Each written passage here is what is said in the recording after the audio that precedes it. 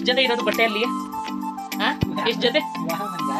ಅಲ್ಲಿ ನೋಡಿ ಒಂಚೂರು ನಿಮ್ಮ ಹತ್ರ ವಾದ ಮಾಡಕ್ಕೆ ಹೋಗ್ಬಾರ್ದು. ಸ್ವಲ್ಪನೂ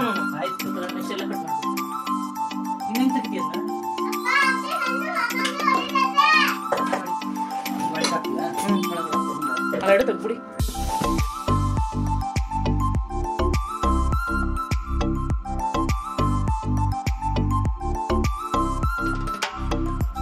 ಹಾಯ್, ನಮಸ್ಕಾರ ಎಲ್ರಿಗೂ. Welcome back to another vlog.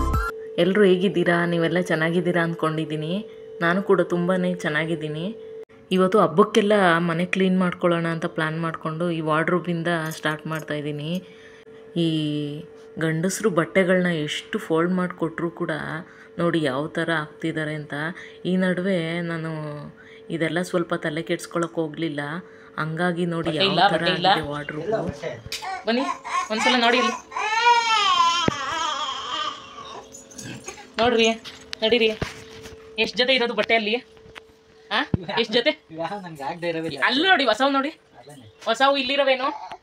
ಬರೀ ಹಾಕೊಂಡಿದ್ದಾವೆ ಹಾಕಂತೀರಾ. ಟೀ ಶರ್ಟ್ಗಳಂತೂ ಬರೀ ಟೀ ಶರ್ಟ್ಗಳೇ. ಆ ಹೊಸವೆಲ್ಲ ಏನಕ್ಕೆ ಮಡಿಕೊಂಡಿರೋದು? ಪೂಜೆ ಮಾಡಕ್ಕೆ ಗಂಧದ ಕಡ್ಡಿ ತಗೊಂಡು ಒಂದು ಗಂಧದ ಕಡ್ಡಿ ಪ್ಯಾಕೆಟ್ ಕೊಡಿಸ್ತೀನಿ, ತಗೊಂಡು ಬೀರೊಳಗಡೆ ಇಟ್ಬಿಟ್ಟು ಪೂಜೆ ಮಾಡಿ ಎಲ್ಲ. ಏನಕ್ಕೆ ಅವೆಲ್ಲ ಹಾಕೊಳಕ್ಕಾಗಲ್ವಾ? ಇದಕ್ಕೆ ಕೆಲ್ಸಕ್ಕೆ ಹೋಗಕ್ಕೆ ಹಾಕೊಳಕ್ಕಾಗಲ್ವಾ ಅವನ್ನೆಲ್ಲ? ಇನ್ನೆಷ್ಟು ಜೊತೆ ಬಟ್ಟೆ ಬೇಕು ಗಂಡಸ್ರಿಗೆ? ಬಟ್ಟೆ ಇಲ್ಲ, ಬಟ್ಟೆ ತಗೊಬೇಕು. ಬಟ್ಟೆ ಇಲ್ಲ, ಬಟ್ಟೆ ತಗೊಬೇಕು. ಏನ ನೀವು ವಿಡಿಯೋ ಮಾಡ್ತೀನಿ ಅಂತ ಪೋಸ್ ಕೊಡ್ಬೇಡಿ ಅಲ್ರಿ. ನಾರ್ಮಲ್ ಆಗಿ ಮಾತಾಡಿ, ವಿಡಿಯೋ ಮಾಡೋವಾಗ ಪೋಸ್ ಕೊಡ್ಬೇಡಿ ನೀವು. ಆ್ಯಕ್ಚುಲಿ ಎಲ್ಲರ ಮನೆಯಲ್ಲೂ ಹೆಣ್ಮಕ್ಳು ಬಟ್ಟೆ ಜಾಸ್ತಿ ಇರುತ್ತೆ. ಆದರೆ ನಮ್ಮ ಮನೆಯಲ್ಲಿ ನೋಡಿ, ನಮ್ಮ ಹಸ್ಬೆಂಡ್ದು ಎಷ್ಟೊಂದು ಬಟ್ಟೆ ಇದೆ. ಅವ್ರು ಮೊನ್ನೆ ಎಲ್ಲ ಹೇಳ್ತಾಯಿದ್ರು ಬಟ್ಟೆನೇ ಇಲ್ಲ, ಹೊಸದು ತೊಗೋಬೇಕು ಅಂತ. ನಾನಂತೂ ಈ ಪ್ರೆಗ್ನೆನ್ಸಿ, ಡೆಲಿವರಿ, ಮಗು ಆದಮೇಲಂತೂ ಜಾಸ್ತಿ ಬಟ್ಟೆನೇ ತೊಗೊಳೋದಕ್ಕೆ ಹೋಗಿಲ್ಲ. ಅವಶ್ಯಕತೆಗೆ ಎಷ್ಟು ಬೇಕೋ ಅಷ್ಟು ಮಾತ್ರ ತೊಗೊಂಡಿದ್ದೀನಿ ಅಷ್ಟೇ. ನಮ್ಮ ಬಟ್ಟೆಗಳಿಗೆ ಈ 2 ಬೀರುನ ರೂಮಲ್ಲಿ ಇಟ್ಕೊಂಡಿದ್ದೀವಿ. ಇನ್ನು ರೇಷ್ಮೆ ಸೀರೆಗಳೆಲ್ಲ ಈ ಥರ ಪೌಚ್ ಥರ ಬ್ಯಾಗ್ ಬರುತ್ತೆ ನೋಡಿ, ಆ ಥರ ಅದರೊಳಗಡೆ ಹಾಕಿ ಎತ್ತಿಟ್ಕೊಂಬಿಟ್ಟಿದ್ದೀನಿ ಫೋಲ್ಡ್ ಮಾಡಿ. ಇನ್ನು ಹೊಸ ಬಟ್ಟೆಗಳನ್ನ ಮಾತ್ರ ಈ ಬೀರುನಲ್ಲಿ ಜೋಡಿಸಿ ಎತ್ತಿಟ್ಕೊಂಡಿದ್ದೀನಿ. ಈ ನಶೆ ಉಂಡೆ ಬರುತ್ತಲ್ಲ, ಅದನ್ನು ಬೀರುನಲ್ಲಿ ಇಡೋದ್ರಿಂದ ಜಿರಳೆ ಬರೋದಿಲ್ಲ ಅಂತ ತಿಂಗ್ಳಿಗೊಂದ್ಸಲ ಅದನ್ನು ತೊಗೊಂಬಂದು ಇಡ್ತಾ ಇರ್ತೀನಿ. ಕ್ಲೀನಾಗೂ ಇರುತ್ತೆ, ಪರಿಮಳನೂ ಚೆನ್ನಾಗಿರುತ್ತೆ ಅಂತ.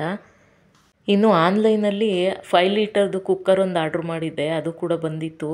ನನಗೆ ಇದು ಆಫರ್ ಪ್ರೈಸಲ್ಲಿ 1400ಗೆ ಸಿಕ್ತು. 5 ಲೀಟರ್ದು 5 ಇಯರ್ ವಾರಂಟಿ ಅಂತ ಇದೆ. 5 ಲೀಟರ್ ಕುಕ್ಕರ್ ನನ್ನ ಹತ್ರ ಇರಲಿಲ್ಲ ಸ್ಟೀಲಿಂದು, ಹಂಗಾಗಿ ಇದನ್ನು ಬುಕ್ ಮಾಡಿದೆ. ಝೆಪ್ಟೋನಲ್ಲಿ ಒಂದು 20 ನಿಮಿಷಕ್ಕೆಲ್ಲ ಬಂದ್ಬಿಡ್ತು ಇದು. ಇವಾಗೆಲ್ಲ ಅಲ್ಯೂಮಿನಿಯಮಲ್ಲೆಲ್ಲ ಊಟ ಮಾಡಬಾರ್ದು, ಅಡುಗೆ ಮಾಡ್ಕೊಂಡು ತಿನ್ನಬಾರ್ದು ಅಂತ ಹೇಳ್ತಾರೆ. ಹಂಗಾಗಿ ನಮ್ಗೆ ಎಷ್ಟಾಗುತ್ತೋ ಅಷ್ಟನ್ನ ನಾನು ಒಂದೊಂದೇ ಇದನ್ನು ಚೇಂಜ್ ಮಾಡ್ಕೋತಾ ಇದ್ದೀನಿ. ಅಲ್ಯೂಮಿನಿಯಮ್ದು ಕುಕ್ಕರ್ ಆಲ್ರೆಡಿ ಇತ್ತು ನನ್ನ ಹತ್ರ 5 ಲೀಟರ್ಸ್ದು, ಸ್ಟೀಲಿಂದು ಇರಲಿಲ್ಲ. ಹಂಗಾಗಿ ಇದನ್ನು ತೊಗೊಂಡೆ. ಪಿಜನ್ ಕಂಪ್ನಿಯವ್ರದ್ದು. ಇದು ಕ್ವಾಲಿಟಿ ಏನೋ ತುಂಬ ಚೆನ್ನಾಗಿದೆ. ನಾನು ಪಿಜನ್ ಕಂಪ್ನಿದು 3 ಲೀಟರ್ ಕುಕ್ಕರ್ ಆಲ್ರೆಡಿ ತೊಗೊಂಡಿದ್ದೆ. ಕ್ವಾಲಿಟಿ, ಪ್ರೈಸು ಅದೆಲ್ಲ ಜಾಸ್ತಿನೂ ಇಲ್ಲ, ಕಡಿಮೆನೂ ಇಲ್ಲ, ಆ ಥರ ಇತ್ತು. ಓಕೆ ಅನ್ನೋ ಥರ. ಬೇರೆ ಕಂಪ್ನಿ ಕುಕ್ಕರ್ಗಳು, ಬಿರಿಯಾನಿ ಪಾಟ್ಗಳನ್ನೆಲ್ಲ ನೋಡಿದಾಗ ರೇಟ್ ಎಲ್ಲ ಜಾಸ್ತಿ ಅನ್ನಿಸ್ತು. ಆದರೆ ಪಿಜನ್ ಕಂಪ್ನಿದು ಸ್ವಲ್ಪ ಜಾಸ್ತಿನೂ ಇಲ್ಲ, ಕಡಿಮೆನೂ ಇಲ್ಲ ಅನ್ನೋ ಥರ ಇದೆ. ಹಾಗೆ ಮೀಶೋನಲ್ಲಿ ಕಿಚನ್ಗೆ ಯೂಸ್ ಆಗೋಂಥ ಕೆಲವೊಂದು ಪ್ರಾಡಕ್ಟ್ನ ತರಿಸಿದ್ದೆ, ಅದನ್ನು ಕೂಡ ಅನ್ಬಾಕ್ಸ್ ಮಾಡ್ತಾಯಿದ್ದೀನಿ. ಇದು ನೋಡಿ, ಸ್ಟೀಲ್ ಸ್ಕ್ರಬ್ಬರು 10 ಪೀಸ್ ಬಂದಿದೆ ನನಗೆ, ತುಂಬ ಕಡಿಮೆ ಪ್ರೈಸಲ್ಲಿ. ತುಂಬಾ ಚೆನ್ನಾಗಿದೆ. ಇದರಲ್ಲಿ ಒಂದು ತೊಗೊಂಡು ನಾನು ಆಲ್ರೆಡಿ ಯೂಸ್ ಮಾಡಿ ನಿಮಗೆ ರಿವ್ಯೂ ಮಾಡ್ತಾಯಿದ್ದೀನಿ. ತುಂಬಾ ಚೆನ್ನಾಗಿದೆ ಅಂತ ಅನ್ನಿಸ್ತು ನೋಡಿ. 1 2 3 4 5 6 7 8 9 ಪನ್ನೀರನ್ನು ನಾನು ಯಾವಾಗಲೂ ಮನೇಲೇ ಮಾಡ್ಕೊಳ್ಳೋದ್ರಿಂದ ಯಾವಾಗಲೂ ಬಟ್ಟೆನಲ್ಲೇ ಅದು ಮಾಡ್ಕೊಳ್ಳೋದು ಅಷ್ಟು ಚೆನ್ನಾಗಿರೋದಿಲ್ಲ ಅಂತ ಅನ್ನಿಸ್ತು. ಹಂಗಾಗಿ ಈ ಪನ್ನೀರ್ ಮೋಲ್ಡನ್ನು ತರಿಸಿದ್ದೀನಿ. ಇದ್ರ ಸೈಜ್ ಅಷ್ಟು ಓಕೆ ಅನ್ನಿಸ್ಲಿಲ್ಲ ನನಗೆ, ಆದರೆ ಕ್ವಾಲಿಟಿ ತುಂಬಾ ಚೆನ್ನಾಗಿದೆ. ಪನ್ನೀರ್ ಹಾಕಿ ಇದ್ರ ಮೇಲೆ ಒಂದು ವೆಯ್ಟ್ ಇಟ್ಟರೆ ಸಾಕು. ನೋಡಿ, ಈ ಥರ ಫಿಲ್ಟ್ರ್ ಥರ ಕೊಟ್ಟಿದ್ದಾರೆ. ಕ್ಲೀನಾಗಿ ಅದ್ರ ಶೇಪ್ ಥರ ಬರುತ್ತೆ. ಇದೊಂದು ಒಳ್ಳೆ ಯೂಸ್ಫುಲ್ ಪ್ರಾಡಕ್ಟ್ ಅಂತಲೇ ಹೇಳ್ಬೋದು. ಕೆಲವೊಬ್ಬರು ಮನೆಯಲ್ಲಿ ಟ್ಯಾಪೆಲ್ಲ ಅಷ್ಟು ಚೆನ್ನಾಗಿರೋದಿಲ್ಲ, ಅಂಥವ್ರಿಗೆ ಕಿಚನ್ನಲ್ಲಿ ಯೂಸ್ ಮಾಡ್ಕೊಳ್ಳೋದಕ್ಕೆ ಇದೊಂದು ಒಳ್ಳೆ ಬೆಸ್ಟ್ ಐಡಿಯಾ ಅಂತಲೇ ಹೇಳ್ಬೋದು. ಮೀಶೋನಲ್ಲಿ ಆಫರ್ ಪ್ರೈಸ್ಗೆ ಬೈ 1 ಗೆಟ್ 1 ಫ್ರೀ ಅಂತ ಹೇಳಿ 2 ಸಿಕ್ಕಿದೆ ನನಗೆ. ತುಂಬಾ ಚೆನ್ನಾಗಿದೆ. ನನಗಂತೂ ಇದು ಚೆನ್ನಾಗಿ ಇಷ್ಟ ಆಯಿತು ಅಂತಲೇ ಹೇಳ್ಬೋದು. ಒಂದು ಪಿಂಕ್ ಕಲರು ಮತ್ತು ಇನ್ನೊಂದು ಗ್ರೀನ್ ಕಲರು ಕೊಟ್ಟಿದ್ದಾರೆ. ಇನ್ನು ಈ ಬಟರ್ ಪೇಪರ್ ಕೂಡ ಆರ್ಡ್ರ್ ಮಾಡಿದ್ದೆ. By one get one free ಇದ್ದಿದ್ದರಿಂದ ನಾನು ರೊಟ್ಟಿ ಮತ್ತು ಕೇಕ್ ಎಲ್ಲ ಜಾಸ್ತಿ ಮಾಡ್ಕೋತಾ ಇರ್ತೀನಿ, ಹಂಗಾಗಿ ಯೂಸ್ ಆಗುತ್ತೆ ಅಂತ ಹೇಳಿ ಇದನ್ನು ತರಿಸ್ಕೊಂಡಿದ್ದೀನಿ. ಈ ಬಟರ್ ಪೇಪರ್ ಮೇಲೆ ರೊಟ್ಟಿ ಮಾಡ್ಕೊಂಡ್ರಂತೂ ತುಂಬಾ ತೆಳುವಾಗಿ ಬರುತ್ತೆ ರೊಟ್ಟಿ. ಇನ್ನು ಈ ಸ್ಕ್ರಬ್ಬರ್ ತೊಗೊಂಡಿದ್ದೀನಲ್ಲ, ಅದು ಯೂಸ್ ಮಾಡ್ತಾಯಿದ್ದೀನಿ. ಒಂದು ಸಲ ತೊಗೊಂಡು ಸೋಪ್ನ ಎಷ್ಟು ಪಾತ್ರೆನ ಉಜ್ಜುತ್ತಾ ಇದ್ದೀನಿ ನೋಡಿ. ಸೋಪು ಬೇಗ ಖಾಲಿ ಆಗೋದಿಲ್ಲ ನಮಗೆ, ಯಾಕಂದರೆ ಅಷ್ಟು ಚೆನ್ನಾಗಿರುತ್ತೆ ಈ ಸ್ಕ್ರಬ್ಬರು. ಮಾಮೂಲಿ ಪಾತ್ರೆಗಳೆಲ್ಲ ಅಷ್ಟು ಗಲೀಜಾಗಿರೋದಿಲ್ಲ, ಅದಕ್ಕೆ ಇದು ಬೆಸ್ಟು ಸ್ಕ್ರಬ್ಬರ್ ಅಂತಲೇ ಹೇಳ್ಬೋದು. ಇನ್ನೊಂದು ಗ್ರೀನ್ ಸ್ಕ್ರಬ್ಬರ್ ಯೂಸ್ ಮಾಡ್ತೀವಲ್ಲ, ಅದಕ್ಕಿಂತ ಇದು ಬೆಟರ್ ಅಂತಲೇ ಹೇಳ್ಬೋದು. ಹಾಲಿನ ಪಾತ್ರೆ ಕೂಡ ಇದರಲ್ಲೇ ಕ್ಲೀನ್ ಮಾಡ್ಬೋದು, ಆದರೆ ಜಾಸ್ತಿ ತಳ ಹಿಡ್ದಿರುತ್ತೆ, ಕಪ್ಪಗಾಗ್ಬಿಟ್ಟಿರುತ್ತೆ ನೋಡಿ, ಅದು ಇದರಲ್ಲಿ ಕ್ಲೀನ್ ಆಗೋದಿಲ್ಲ. ಇದ್ರ ಜೊತೆ ಇನ್ನೊಂದು ಸ್ಟೀಲ್ ಸ್ಕ್ರಬ್ಬರು, ಅದು ಸ್ಕ್ರ್ಯಾಪಲ್ಲಿ ಮಾಡಿರ್ತಾರಲ್ಲ, ಅದನ್ನ ಇಟ್ಕೊಂಡ್ರೆ ಸಾಕು. ಅದನ್ನು ಮಾತ್ರ ಈ ಜಾಸ್ತಿ ಕಲೆ ಆಗಿರೋ ಪಾತ್ರೆಗಳನ್ನ ಉಜ್ಕೊಳ್ಳೋದಕ್ಕೆ ಇಟ್ಕೊಂಡು, ನಾರ್ಮಲ್ ಪಾತ್ರೆಗಳಿಗೆಲ್ಲ ಉಜ್ಜೋದಕ್ಕೆ ಈ ಥರ ಒಂದು ಸ್ಕ್ರಬ್ಬರ್ ಇಟ್ಕೊಂಡ್ರೆ ತುಂಬ ಹ್ಯಾಂಡ್ ಸೇಫಾಗಿರುತ್ತೆ. ಯಾವ ಥರ ಸ್ಕ್ರ್ಯಾಚಸ್ ಆಗೋಲ್ಲ ನಮ್ಮ ಕೈಗೆ. ನಾವು ಪಾತ್ರೆ ತೊಳೆಯೋ ಸೋಪು ಕೂಡ ತುಂಬ ದಿನ ಬಾಳಿಕೆ ಬರುತ್ತೆ. ಒಂದು ಸಲ ನೋಡಿ ಯಾವ ಥರ ಬರುತ್ತೆ ಅಂತ. ಅದು ಅಲ್ದಿರ ತುಂಬ ಕಡಿಮೆ ಬೆಲೆಗೆ ನನಗೆ 10 ಪೀಸ್ ಸಿಕ್ಕಿದೆ ಆನ್ಲೈನಲ್ಲಿ. ಮೀಶೋನಲ್ಲಿ ನೋಡಿದ್ರೆ ಇದೆಲ್ಲ ಒಂದೊಂದು ಕಿಚನ್ಗೆ ಯೂಸ್ ಆಗೋಂಥ ಪ್ರಾಡಕ್ಟ್ಗಳನ್ನ ಹಾಕ್ತಿರ್ತಾರೆ. ನಾವು ಒಂದೊಂದು ಯಾವುದಾದ್ರೂ ಯೂಸ್ ಮಾಡ್ತಾಯಿದ್ರೆ ನಮ್ಗೆ ಗೊತ್ತಾಗ್ತಿರುತ್ತೆ. ಇದು ಯಾವುದು ಕೂಡ ಸ್ಪಾನ್ಸರ್ಡ್ ವಿಡಿಯೋ ಅಲ್ಲ. ಯಾವುದಾದ್ರೂ ನಾನು ತೊಗೊಂಡ್ರೆ ಅದು ನಿಮಗೆ ಯೂಸ್ ಆಗುತ್ತೆ ಅಂತ ಹೇಳಿ, ಚೆನ್ನಾಗಿದ್ದರೆ ಅದನ್ನು ಚೆನ್ನಾಗಿದೆ ಅಂತ ಹೇಳಿ ತೋರಿಸ್ತೀನಿ ಅಷ್ಟೇ. ನೋಡಿ ಎಷ್ಟು ಪಳ ಅಂತ ಹೊಳಿತಿದೆ ಪಾತ್ರೆ. ತುಂಬ ದಿನದಿಂದ ಇದ್ದಿದ್ದ ಕಲೆ ಎಲ್ಲ ಹೋಗಿದೆ ಅಂತ ಅನ್ನಿಸ್ತಾ ಇತ್ತು. ಕ್ಯಾಮ್ರಾದಲ್ಲಿ ಯಾವ ರೀತಿ ಕಾಣಿಸ್ತಿತ್ತೋ ಗೊತ್ತಿಲ್ಲ, ಬಟ್ ಪಾತ್ರೆಯಲ್ಲಿರೋ ಕೊಳೆ ಎಲ್ಲ ಚೆನ್ನಾಗಿ ಹೋಗ್ತಿದೆ ಅಂತ ಅನ್ನಿಸ್ತು ನನಗೆ. ಇನ್ನು ನಮ್ಮನೆ ಅಡುಗೆ ಮನೆ ಟ್ಯಾಪ್ ಈ ಥರ ಇದೆ ನೋಡಿ. ಈ ಥರ ತಂದಾಕಿದ್ರು ನಮ್ಮ ಹಸ್ಬೆಂಡು. ಅದು ಯಾವಾಗಲೂ ಬೀಳೋದು ಕೆಳಗಡೆ. ಪಾತ್ರೆ ತೊಳೆಯೋವಾಗೆಲ್ಲ ಒಂಥರ ಇರಿಟೇಟ್ ಆಗ್ತಾಯಿತ್ತು. ಸಿಂಕ್ ತೊಳೆಯೋವಾಗಂತೂ ಇದನ್ನು ಮೂವ್ ಮಾಡೋಕ್ಕೆ ಆಗ್ತಾ ಇರಲಿಲ್ಲ. ಸುತ್ತಲೂ ಮೂವ್ ಮಾಡೋ ಥರ ಯಾವುದಾದ್ರೂ ಬೇಕು ಅಂತ ಹೇಳಿ ಮೀಶೋ ನೋಡಿದಾಗ ಇದು ತುಂಬ ಕಡಿಮೆ ಪ್ರೈಸ್ಗೆ 2 ಸಿಕ್ತು ನನಗೆ, ಟ್ಯಾಪ್ಗೆ ಫಿಕ್ಸ್ ಮಾಡೋ ಥರ. ಅದನ್ನು ತರಿಸ್ಕೊಂಡೆ. ತುಂಬಾ ಇಷ್ಟ ಆಯಿತು ನನಗೆ.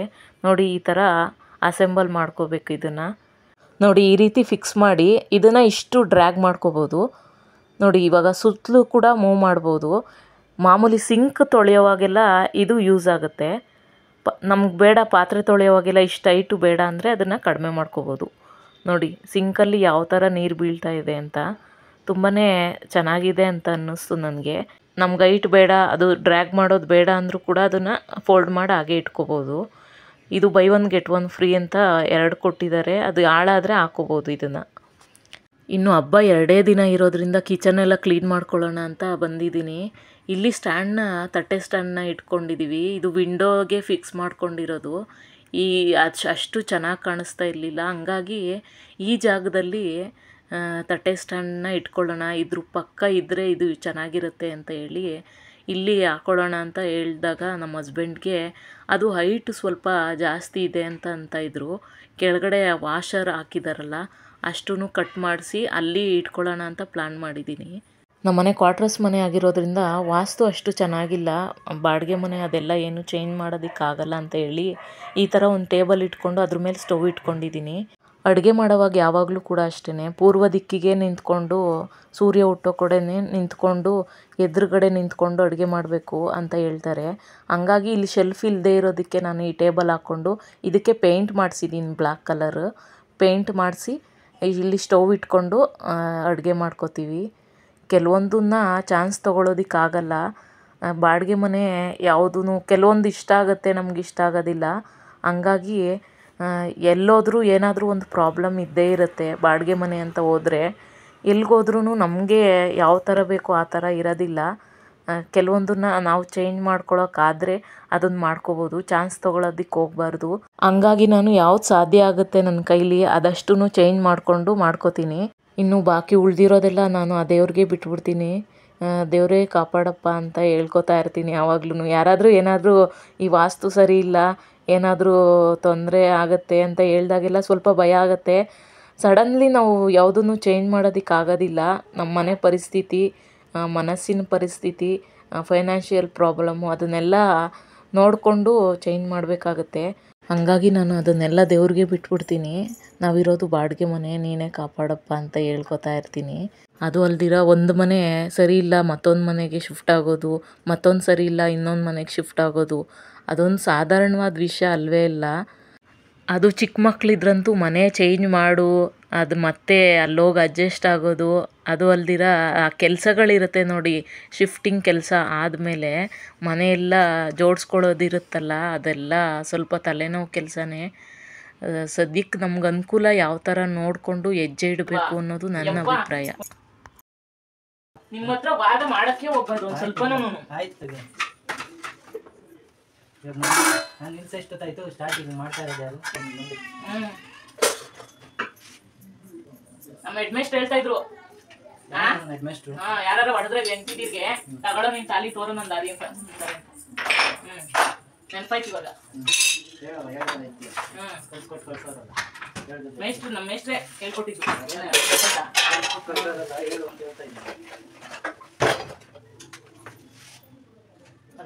ಸಾಕು ತಗೊಂಡು ಮೆಶ್ ಎಲ್ಲ ಕಟ್ ಮಾಡ್ಬಿಡಿ.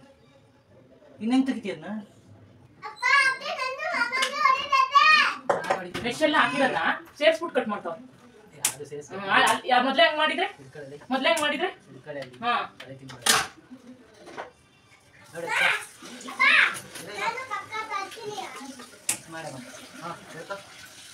ಇನ್ನೊಂದು ಆಯ್ತು ನೋಡಪ್ಪ, ಈ ಕಡೆ ಇಲ್ಲೋ ಗೊತ್ತಾನೆ ಇಲ್ಲ ಮೇಲೆ.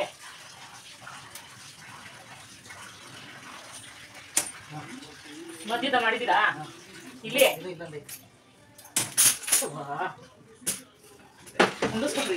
ಉಂಡಿಸ್ಬಿಡಿ. ಆಮೇಲೆ ಹೊಟ್ಟೆಗೆ ಗೌಡ ಬೈಸಾಕೋದು ಯಾರು? ಮಲ್ಕೊಂತೀನಿ ನಾನೇನು. ನಿಮ್ಮ ಅಮ್ಮ ಇಲ್ಲ? ಹಾಸ್ಪಿಟ್ಲಿಗೆ ಹೋಗಿ ಬಂದು ಒಳಗಡೆ ಅವೆರಡು ತೆಗ್ಬಿಡಿ.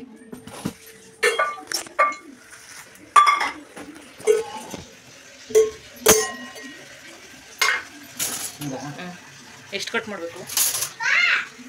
ಅದು ಇವಾಗ ಹೊಸರು ಹಾಕಿದ್ದೀರಲ್ಲ ಅಷ್ಟು ಕಟ್ ಮಾಡಿ ಸಾಕಲ್ಲ. ಯಾರು ಕೈ ಇರ್ತೈತಿ ಏನಮ್ಮ ತೊಳಿ ಹಂಗೆ ವಿಡಿಯೋ ಮಾಡ್ಕೊಂಡು ಆಯ್ತು. ನಿಮಿಷ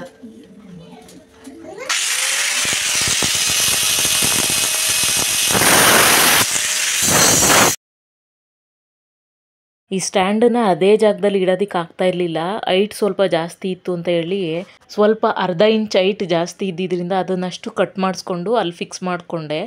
ನಂತರ ಇದನ್ನೆಲ್ಲ ನೀಟಾಗಿ ತೊಳ್ಕೊಂಡು ಇಲ್ಲಿ ಜೋಡಿಸ್ಕೋಬೇಕು. ಈ ಹಬ್ಬಗಳು ಬಂತು ಅಂದರೆ ಕ್ಲೀನಿಂಗ್ ಮಾಡೋದೇ ಒಂದು ದೊಡ್ಡ ತಲೆನೋವು ಅಂತಲೇ ಹೇಳ್ಬೋದು. ತುಂಬ ಹೊತ್ತು ಟೈಮ್ ಹಿಡಿಯುತ್ತೆ. ಅದು ಅಲ್ದಿರ ನನ್ನ ಮಕ್ಳನ್ನ ಕಟ್ಕೊಂಡು ಕೆಲಸ ಮಾಡೋದು ತುಂಬಾ ಕಷ್ಟ.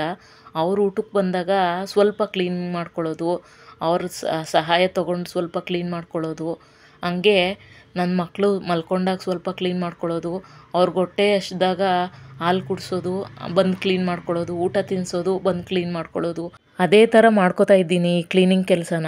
ಇನ್ನು ಸ್ಟ್ಯಾಂಡೆಲ್ಲ ನೀಟಾಗಿ ತೊಳ್ಕೊಂಡು ಒಂದು ಬಟ್ಟೆನಲ್ಲಿ ಒರೆಸ್ಕೊಂಡ್ರೆ ಅದು ಪಳ ಅಂತ ಹೊಳಿತಾ ಇರುತ್ತೆ. ಇನ್ನು ಹಸ್ಬೆಂಡ್ ಊಟಕ್ಕೆ ಬಂದಿದ್ದರು, ಮತ್ತು ಅವರು ಕೆಲ್ಸಕ್ಕೆ ಹೋಗ್ತಿದ್ದಾರೆ. ಸುಮ್ಮನೆ ಹಾಗೆ ನಮ್ಮಿಬ್ರದ್ದು ಕಾನ್ವರ್ಸೇಷನ್ ನಡೀತಾ ಇರುತ್ತೆ ತಮಾಷೆಯಾಗೇ. ಯಾವುದು ಸೀರಿಯಸ್ ಆಗಿ ಮಾಡೋದಿಲ್ಲ. ಜಗಳ ಅಂತ ಹೇಳಿದ್ರೆ ಅದೇ ಬೇರೆ ಥರ ಇರುತ್ತೆ. ಅವರು ಒಂದು ಏಟು ಹೊಡೆದ್ರೆ ನಾನು ತಿರುಗಿಸ್ ಒಂದು ಏಟು ಹೊಡಿತೀನಿ, ಆ ಥರ ಬಾಂಡಿಂಗ್ ನಮ್ಮದು. ಅದನ್ನು ತಮಾಷೆಯಾಗೆ ತೊಗೊಂಡು ತಮಾಷೆಗೆ ಮಾಡ್ತೀವಿ. ಆದರೆ ಜಗಳ ಮಾಡೋದುವಾಗ ತುಂಬ ಸೀರಿಯಸ್ ಜಗಳ ಅಂತಂದರೆ ಅದು ಒಂಥರ ಕಣ್ಣಲ್ಲಿ ನೀರು ಬಂದುಬಿಡುತ್ತೆ, ಭಯ ಆಗ್ತಿರುತ್ತೆ ಒಂದು ಕಡೆ, ಆ ಥರನೇ ಇರುತ್ತೆ. ಅದೇ ಬೇರೆ ಥರ ಜಗಳ ಇರುತ್ತೆ. ಆದರೆ ಅದನ್ನು ಜಾಸ್ತಿ ಹೊತ್ತು ಕ್ಯಾರಿ ಮಾಡೋದಿಲ್ಲ ನಾನು. ಅವರು ಅಷ್ಟೇ, ಅವ್ರದ್ದು ತಪ್ಪಿದರೆ ಅವರೇ ಸಾರಿ ಕೇಳ್ತಾರೆ ಅಥವಾ ಅವರೇ ಸೋಲ್ತಾರೆ. ನಂದೇನಾದರೂ ತಪ್ಪಿತ್ತು ಅಂದರೆ ನಾನು ಅಟ್ಲೀಸ್ಟು ಕೋಪ ಮಾಡಿಕೊಂಡ್ರೆ 1 ಅವರ್, ಅರ್ಧ ಗಂಟೆ, 1 ಗಂಟೆ, ಮುಕ್ಕಾಲು ಗಂಟೆ ಅಷ್ಟೇ. ನಂತರ ಇಬ್ಬರು ಕಾಂಪ್ರಮೈಸ್ ಆಗಿಬಿಡ್ತೀವಿ. ಅದೇನು ಅಷ್ಟು ಕ್ಯಾರಿ ಮಾಡ್ಕೊಂಡು ಹೋಗೋದಿಲ್ಲ ನಮ್ಮ ಜಗಳನ. ಮಕ್ಕಳು ಮುಂದೆ ಅಂತೂ ಜಗಳ ಮಾಡಿಕೊಂಡು ಸಾಧಿಸೋಕ್ಕಂತೂ ಆಗೋದೇ ಇಲ್ಲ.